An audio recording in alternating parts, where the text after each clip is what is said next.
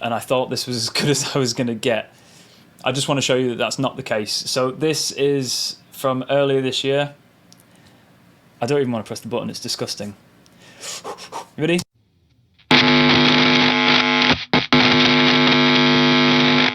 Hello everyone, Harry here, welcome back. Thanks for joining me again. Nice to see you all, I hope you're good.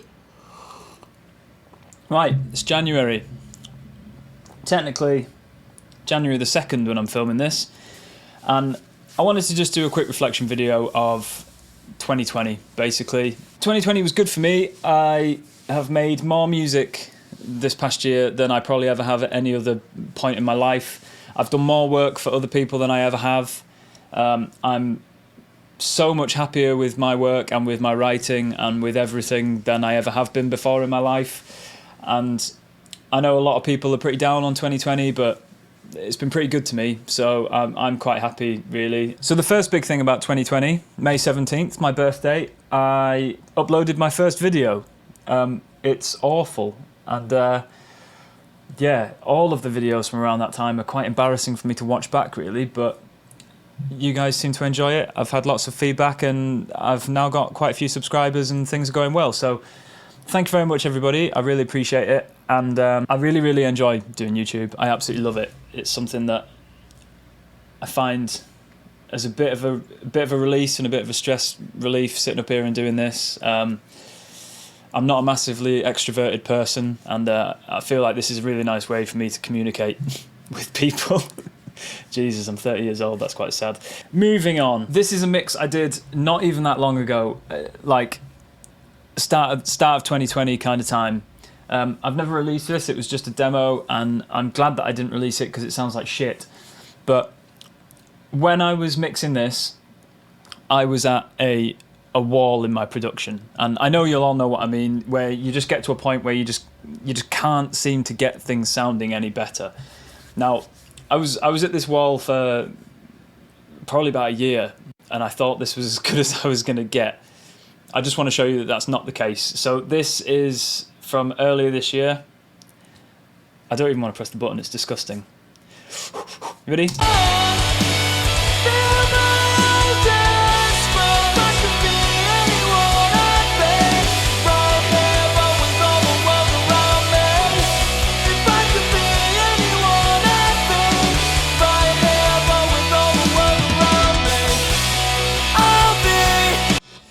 Right, so that was a mix.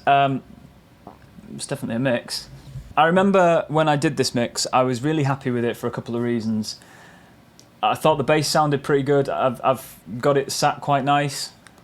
The levels were, the actual volume of the mix was okay. I seem to remember at the time.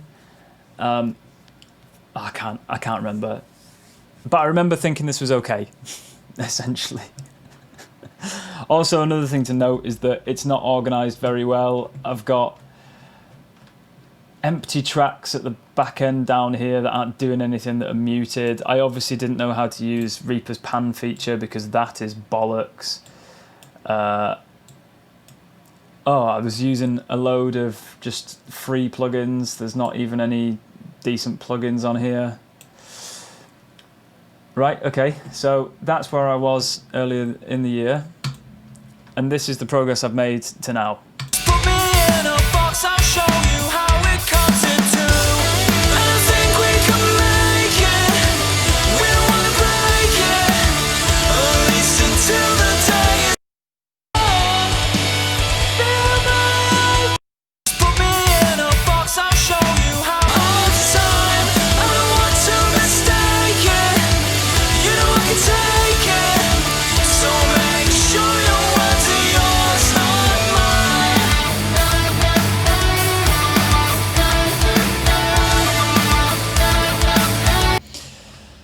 and it's organised properly, which makes mixing easier. I've got some decent levels of plugins. Everything's organised nicely. I'm using Reaper properly because I actually know how to use it now.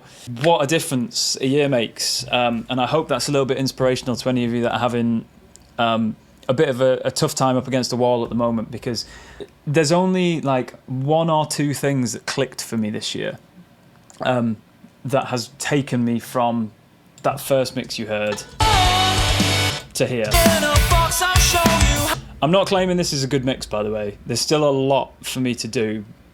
There's a lot for me to learn to get to the point that I want to be at, but that is night and day. The big thing I learned about this year was bottom end, how to balance and level your bottom end, and I will do a video about the things that I've learned at some point, but I fear that this one might be a bit long if I do it in here. But the big things that have got me from the other mix to this one was learning an awful lot about the bottom end of the mix and of bottom end instruments. Learning an awful lot more about how to produce guitars and how to sit guitars into a mix. I've learned a lot about vocals, but to be fair, vocals kind of take care of themselves if the rest of the mix is good, and that's something else I've learned. You can't just sit vocals on top and expect them to sound good. You need to find them a seat within the mix. Trying not to get shit going in and then trying to fix it. Just recording good stuff in the first place. They were the things that I've learned, really. As well as how to use Reaper to the best of its abilities and a few other bits as well. I will just add as well that first track that I played you, the shit awful one, if I remember correctly, I think I spent about 4 days on that mix. This mix that I've just played you, I did in about 4 hours. So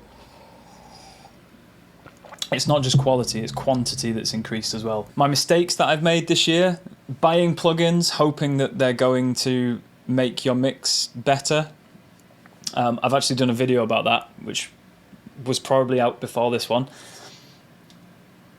I went through a little phase earlier in the year of, I was up against, as I've said a couple of times, I was up against a mix wall and I just couldn't break through it, and I ended up spending loads of money on shit that I didn't need because I was determined that the next plugin would be the thing that would get me through the wall. It didn't in the end. I don't think any of those plugins helped. The only plugin that I would say has massively helped my mixes this year would probably be Steven Slate Trigger 2, and I will do a video about that very shortly. Another big thing that I was up against the wall with, and the reason why I wasn't getting good results, was because I was doing the same thing just over and over again and expecting it to sound different. Probably the biggest thing that I've learned, which has massively helped me, is setting your stall up, making groups for things, putting colours on stuff, putting separators in the mixers so you're not getting confused about things. Just all that kind of stuff helps when you're doing what you're trying to do. If you don't need to worry about where things are or how to do something, it makes the process an awful lot quicker. And they're the things that I've learnt this year. That was quite a long-winded video, and I do apologise. I always love finding out what people have learnt and what people have failed with, because it's a very common theme, but failures are better to learn from than successes. Everybody knows that. Quite often you'll do something and you'll go, oh, how the fuck did I do that? I don't even know. Oh well, I'll just take it. I would much rather fail 3 times and get it right on the 4th time and know why I've got it right on the 4th time. And that's it, guys. Thank you very much for joining me. I will see you all soon. Keep on making music and take care of yourselves. Bye-bye.